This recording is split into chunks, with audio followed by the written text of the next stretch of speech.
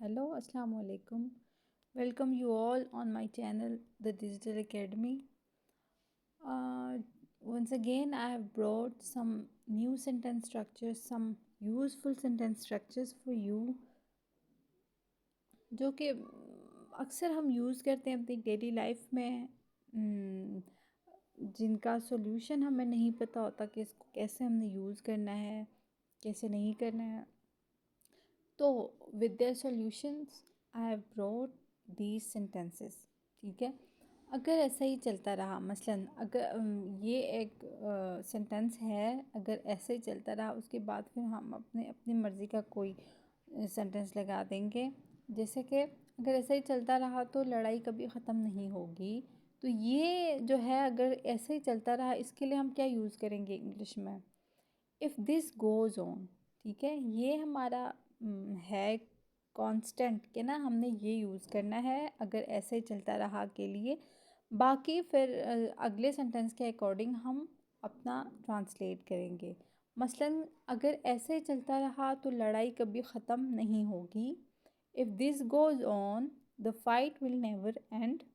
अब आप देखें यहाँ पे कि इफ़ दिस गोज़ ऑन, ये हमारा जो है अगर ऐसे ही चलता रहा का कांस्टेंट जो है वो ट्रांसलेशन है. The fight will never and, और लड़ाई कभी ख़त्म नहीं होगी. इसका होगा कि the fight will never and. अगर ऐसे ही चलता रहा तो वो यहाँ कभी नहीं आएगा. If this goes on she will never come here. या हाँ ठीक है, अगर ऐसे ही चलता रहा तो हम उससे बात नहीं करेंगे. If this goes on we will never talk to him. अगर ऐसे ही चलता रहा तो मैं खाना नहीं खाऊंगी. If this goes on I will never have meal. तो ये हमारा पहले सेंटेंस का जो है वो 4 सॉल्यूशंस मैंने निकाले हैं. 5वां सॉल्यूशन आपकी मर्ज़ी है, आपने अपनी तरफ से कोई भी उर्दू सेंटेंस निकालना है, उसकी ट्रांसलेशन करनी है, कोशिश करनी है, और मुझे कमेंट में ज़रूर ज़रूर ज़रूर बताना है कि मैं देखूं कि मेरे सेंटेंसेस आप लोगों के लिए कितने हेल्पफुल हैं, कितने इंटरेस्टेड हैं. अच्छा, तो दूसरा जो है हमारे पास सेंटेंस वो है, या फिर स्ट्रक्चर कह लें, वो है बहुत हो गया या बहुत होगी. अब बहुत हो गया या बहुत होगी हम यूजुअली यूज़ करते हैं, नॉर्मली यूज़ करते हैं, और जो है ये एंगर में, ज़्यादातर हम एंगर में यूज़ करते हैं इस सेंटेंस को, जिसका हमारे पास इंग्लिश ट्रांसलेशन होगी इनफ ऑफ. अब इसका पूरा सेंटेंस क्या है? बहुत हो गई तुम्हारी बकवास. हम ये अक्सर बोल देते हैं गुस्से में या लड़ाई के वक्त कि बहुत हो गई तुम्हारी बकवास, जिसका क्या होगा translation? Enough of your nonsense. Enough of हमारा जो है वो कांस्टेंट ट्रांसलेशन. उसके बाद फिर आगे हमने सेंटेंस के अकॉर्डिंग यूज़ करना है. इनफ ऑफ योर नॉनसेंस, बहुत हो गया तुम्हारा drama. Enough of your drama, बहुत हो गया ये शोर. इनफ ऑफ दिस नॉइस, बहुत हो गए तुम्हारे बहाने. Enough of your excuses. ये 4 सेंटेंसेस मैंने बनाए आपके लिए. अब आपने एक सेंटेंस मेरे लिए बनाना है और कमेंट में आपने मुझे दिखाना है. अच्छा, अब जो तीसरा हमारे पास स्ट्रक्चर है वो है शोभा नहीं देता. हम अक्सर यूज़ करते हैं कि ये काम आपको शोभा नहीं देता, ये चीज़ आपको शोभा नहीं देती. इसके लिए हम क्या यूज़ करेंगे? शोभा के लिए हम यूज़ करेंगे बफेट. रोना तुम्हें शोभा नहीं देता, it doesn't befit you to cry. या फिर हम इसको ऐसे भी यूज़ कर सकते हैं कि क्राइंग डजेंट बफेट यू. गाली देना तुम्हें शोभा नहीं देता, it doesn't befit you to abuse. या फिर अब्यूजिंग डजेंट बफेट यू.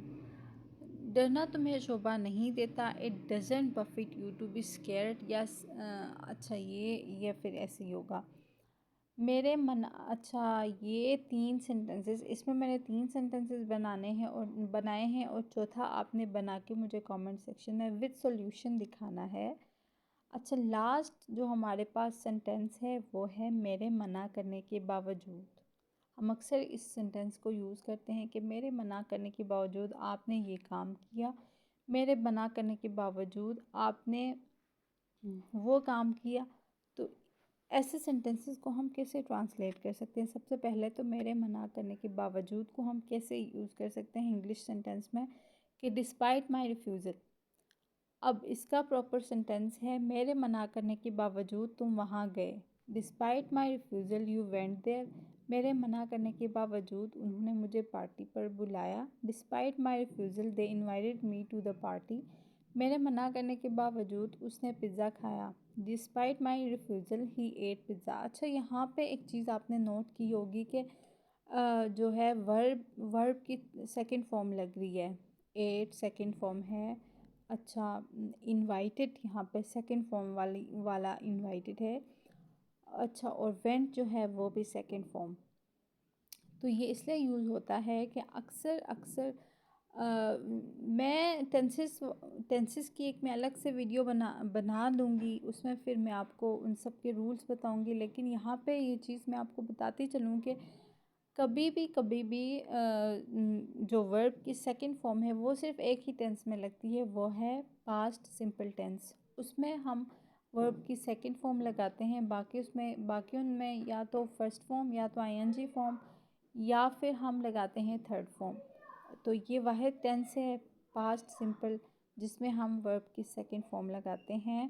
तो आपने इसका भी एक सेंटेंस खुद से बनाना है और कमेंट में ज़रूर दिखाना है।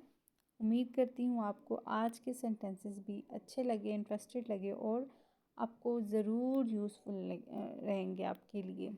तब तक के लिए मुझे इजाज़त दीजिए। अल्लाह हाफ़िज़।